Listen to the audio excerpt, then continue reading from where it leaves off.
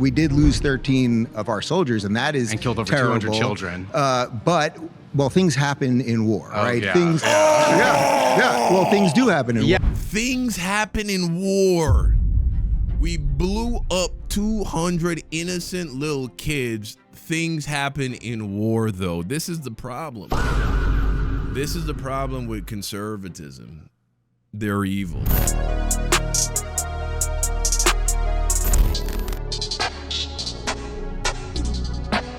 Now, I know on my channel, we typically fry up raccoon on the grill when we are hungry for cooking up a sellout, but today we have something a little different on the menu. Yes, today we're going for some white meat.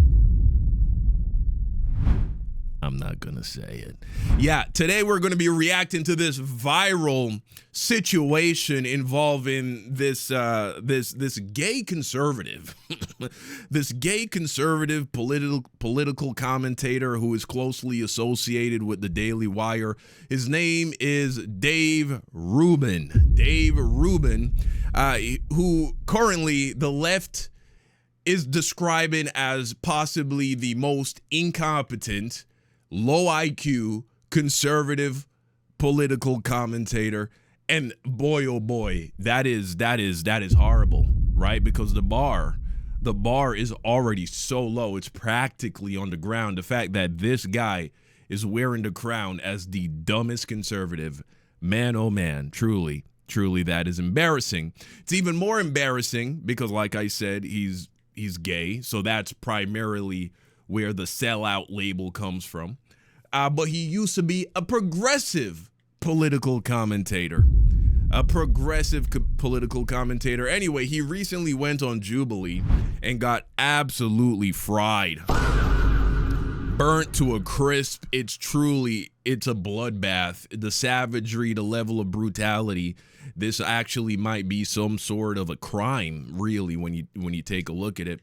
So we're just going to explore some of the best clips from this Jubilee conversation and have a good laugh and just watch this man flail about as he is just ripped to shreds, ripped to pieces by the people he decided to debate. It truly is. It's a hard watch, but it's a fun watch, too. You're friends with Michael Knowles, right? Yeah. So what's that coalition again called? I think it's like Less Equal, that's trying to actually get rid of Obergefell and overturn gay marriage rights. Does that not concern you? Well, first off, I've never heard of that specific organization, but what I can tell you... You're friends with them! Michael is part of... I just don't know what you're talking about. But what you can look it up right now. What I would it's say called is, Less Than. And it's Lila Rose, Michael Knowles. I think it's, what's that guy's name at the Daily Wire, the head one? Okay, but that's not Donald. Ben Shapiro, he's trying to pull the Trump move. When somebody asks him about something that is going to get him in trouble, oh, I don't know what you're talking about. Oh, I never heard of it. Right? Imagine that. People who he considers friends are actively trying to strip him of his civil rights. Interesting. Isn't that crazy? Donald Trump, I understand they want to go away from this. No. That's topic. not Donald Trump. That's not the head of the party. I have friends that... Well, first off, Michael and I are friends, but there is a cap on our friendship. There actually is. How are you friends with someone who doesn't want you to be... There's a cap on our friendship. Love, my man. He doesn't want me to be in love. He's had dinner at my house with his wife. Oh! Man, oh man, really, even though the selloutery comes in different races and flavors, it always sounds the same, doesn't it? Oh, but no, Michael's been over my house before. We've had dinner together. And so when he goes on his platform and advocates for the destruction of my people and the stripping of my rights, it's okay, because he's nice to me. Right? This is what we see all the time from the black sellouts who talk about, you know, the white people that are nice. Donald Trump came and visited my neck of the woods, and he was very nice to me. I've heard this before from black conservative politicians. Truly very pathetic. Been cooked for him. That's against God. Yeah. I cooked for him. So I want to have a word with him. But no. But think about what you're saying. No. Here's the thing. Would he cook for you? Huh? Yeah. Would he invite you and your husband over to his house and cook for you? Or have his wife cook? I know he probably thinks he's too alpha and too red pill and too masculine to cook for anybody. Right? So, you know, have his wife cook a meal for y'all. See, that would be the real test. Hey, no. Think about what I'm saying. But what I want to say your is, name. Wait. Hold on, champ. You know, in your world of how tolerant you are showing me you're actually showing a remarkable amount of intolerance, because although I don't know the group that you're talking about, Michael Knowles as a human being has been to my house, and my husband has cooked him lamb, and we have enjoyed evenings together and shared personal moments and all of those things. Now, do we agree on absolutely everything? Of course the answer to that is no. And if Michael... You're a token. This is how it works with tokens. Oftentimes, the people in the group that is the oppressor will have their select token friends that they treat very well, or at the very least seem to be relatively nice towards, while still holding incredibly hateful beliefs about the group that you belong to. Okay, so this is not an argument. It is actually very embarrassing. It's humiliating even. Was Michael or anyone else was trying to lead some organization that was going to go against my civil rights, well, that is where obviously we would have our difference of opinion. Disgusting! He said, oh, if this person who I call a friend is a part of a group that is trying to strip me of my civil rights, well, that's where we have a little bit of a difference of opinion, you know what I'm saying? It's like, oh man, imagine, right, as a black person saying that about a white person that wants black people to no longer have the right to vote, or the right to marry whomever they want, or even to put us back into chains, right? Reinstitute segregation, whatever the case may be. You know, it's just a difference of opinion. They despise you. They despise what you are. They might not necessarily despise your person, like as an individual, but they despise what you are. They don't like it. And you're like, this is a difference of opinion. Truly pathetic. Of course, Dave, but I also respect people's religious beliefs. They're allowed to have their religious beliefs. Their religious beliefs are not allowed to legislate my life. You as a gay person saying I respect his religious beliefs is like me as a black person saying I respect the, white nationalism. I respect neo-Nazism. It's like, what? Real quick, I'm not trying to come after you. I believe that you should have the full liberty to have the family of your choice. But what I will say is I'm glad Michael treats you with respect individually when you guys are together. But when he goes in front of his platform and says that a video of two gay men having a child is the most disgusting thing that he's ever seen, which is a quote, you can look up the tweet. Michael said that that child is in one of the most dangerous situations he can think of. Wow. Which is crazy to think of all the abusive parents that actually live in this society, regardless of sexual orientation. And you're gonna look at a happy family and say this is disgusting. That should feel like a violation. Okay, so I didn't see that video. What is that argument even?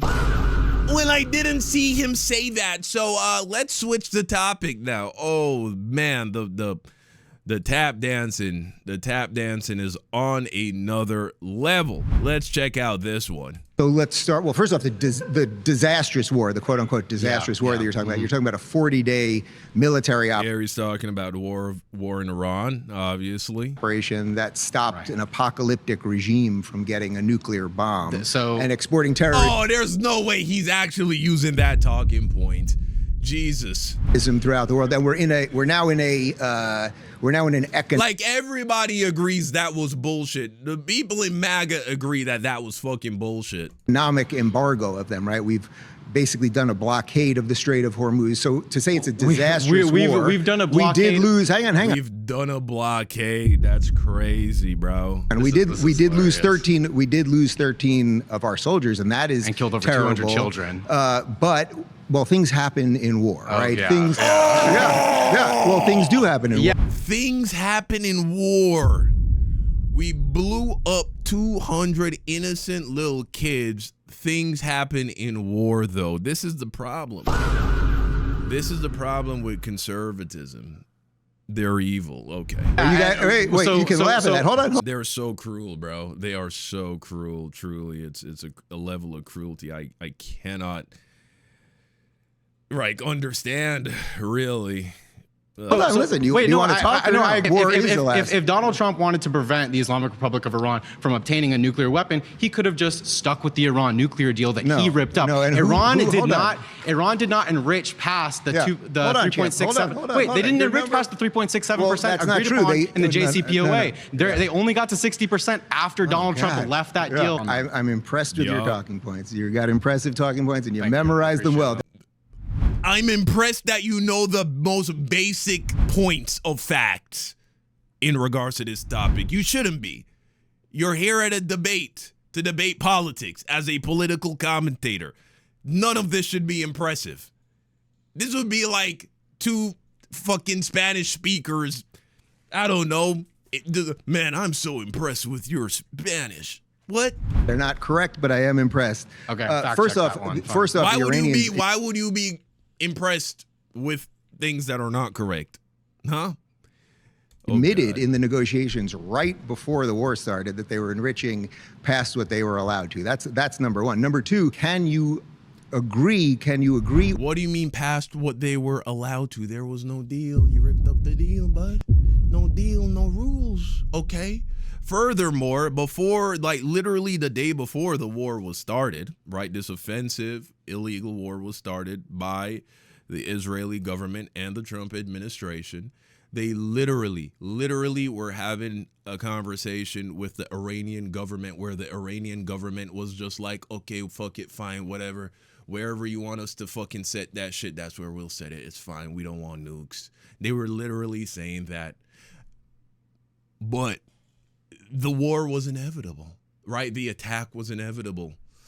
Bibi was hoping they would be like, no, we want nukes.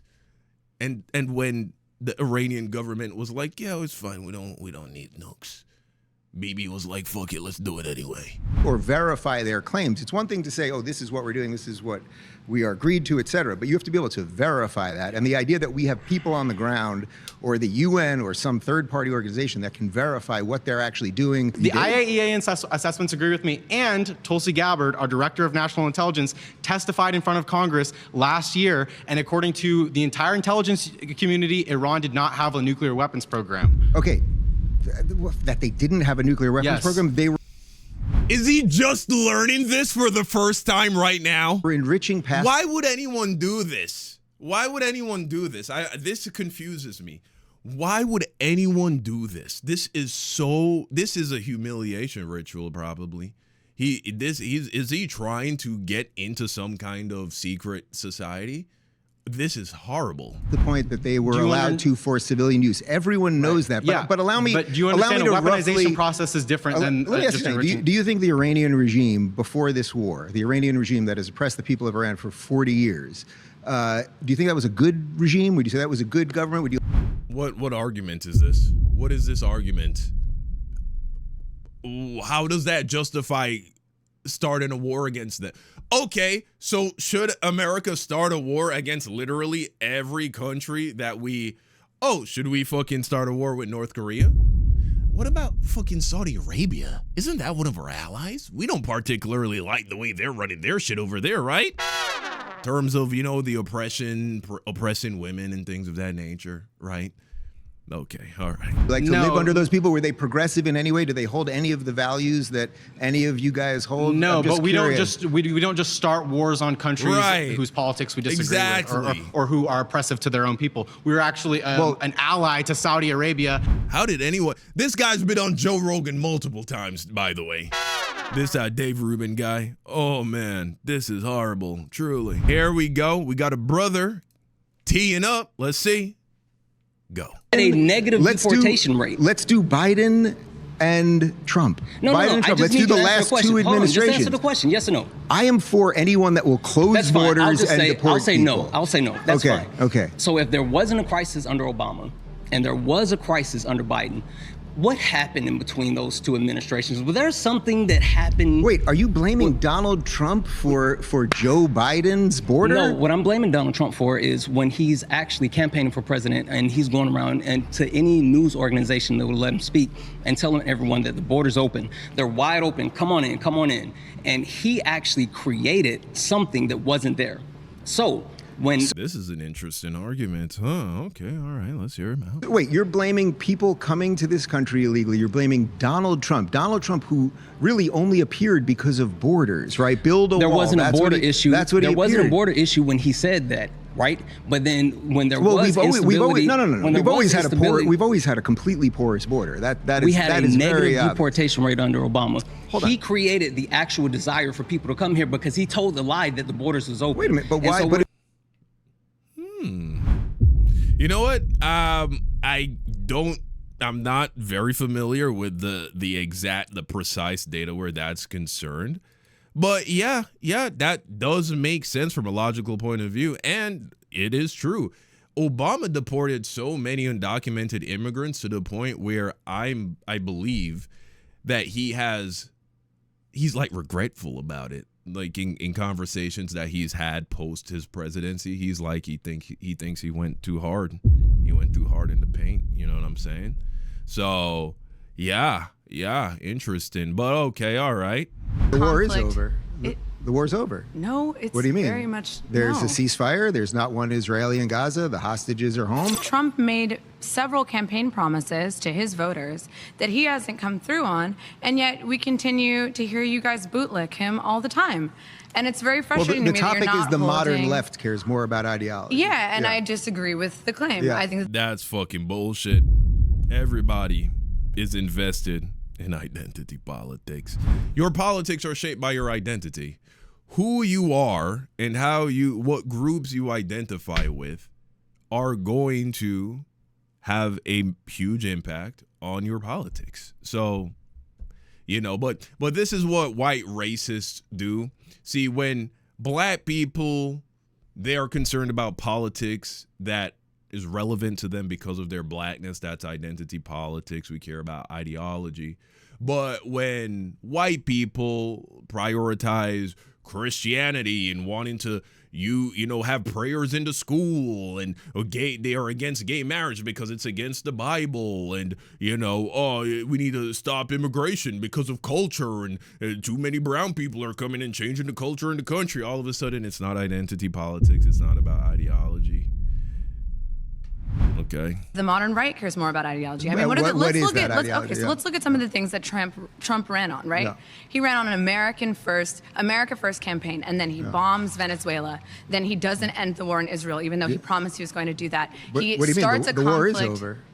The war's over. No, it's what do you mean? Very much. There's a ceasefire. There's not one Israeli in Gaza. The hostages are home. There's a reconstruction that's beginning. That is absolutely not true. That is fundamentally false. Wait, you're saying there are hostages in Gaza right now, and the war is continuing? The conflict has continued. Yes, there have continued to be bombs. And moving on. They're bombing Gaza right now. That's what you're telling me? Yes. Yeah, that's not true. I mean, I know you get your news from. Hold on. Let me look this up real quick, real time. Bro, we literally have an article that was posted today by Reuters, which is considered an incredibly centrist, neutral, middle of the road news outlet, not left, not right. Look at this. This dropped today. Israeli fire kills 4 people in Gaza, medics say. Look at that. Jesus Christ. Israeli fire killed at least 4 Palestinians in separate incidents across the Gaza Strip on Tuesday. That's today. Gaza health officials said. Medics said at least 1 person was killed and 4 were wounded when an Israeli airstrike hit a vehicle east of Deir al-Bala. Forgive me, I know I pronounced that incorrectly. In the central Gaza Strip, the blast left the vehicle a mangled skeleton. Wow, yeah. But the war is over, guys. The war is over. Dave says the war is over, but Israel is still literally dropping bombs in Gaza. Literally, within the last 24 hours. Oh, my God. And this is what these conservatives, these MAGA fucking... These dudes, these MAGA people, this is what they hear and they just believe it, bro. Grok, but this is a fact that is continuing to happen. So he promises to be America first, right? Yeah. He doesn't end the war in Israel. He starts a war in Iran while simultaneously defunding the VA, right? So he's sending people to go fight an unnecessary war while defunding the organization and the institution that helps those people. That's not America first at all. He said he was going to be tough on crime, especially immigrants, but he pardons the president of Honduras, who was literally in jail for smuggling 400 tons of cocaine into the U.S. He promised he was going to drain the swamp, and then he puts Kash Patel in, who's drunk at work. Then he puts Pam Bondi in, who's a fucking numpty, right? She ain't doing shit. Then he puts Kristi Noem and her big booby boyfriend in, right? He didn't drain the swamp at all. He dumped raw sewage in the swamp. Like, he hasn't come through on any of his promises, and you continue to defend him. You are not accepting the reality that Trump failed his voters. If Donald Trump did nothing else other than close the borders, he has already done more than enough for the country. That's you. We had an think in 4 years a president's only responsibility is to close the borders? He's supposed to be running the free world. He's supposed to be running the entire country. That's all you care about is the border? If you have a slow, soft invasion of your country happening. Jesus Christ. Literally, undocumented immigrants coming into this country is helping this country. That's literally just what the facts tell us. It's a net positive. It's a net benefit. This is just the truth. Undocumented immigrants are a net positive on our economy. And so what are you talking about, right? The data tells us that they are one of, if not the least violent populations, which completely makes sense because they're on high alert, not wanting to be caught and deported. And so these people are safe to be around statistically, and they benefit the economy and are they're a net positive as well. They put more into the system than they take out. And you're trying to tell me that if all he does is shut off that fucking valve, which is literally helping this country, you're telling me that that's a win even if he fails in every other department? Wow. Then at the very least, you can close the borders and start kicking out the people who are not supposed to be here. Okay, but you just said if the only thing that Trump did is close the borders, that would be an effective presidency to you? In and of itself, closing the border is by far the most important thing that had to happen. Absolutely. How? So you don't care that... We had an invasion into this country. 16 to 20 million people, on top of the fact that we probably had at least 12 million illegals here in the first place. So you don't care that he just cut $1 trillion from Medicaid. You don't care that he defunded the EPA. You don't care that he defunded the VA. I don't care that he defunded the EPA, but that's besides the point. None of those things. You don't care. It's just as long as he does immigration, you're happy?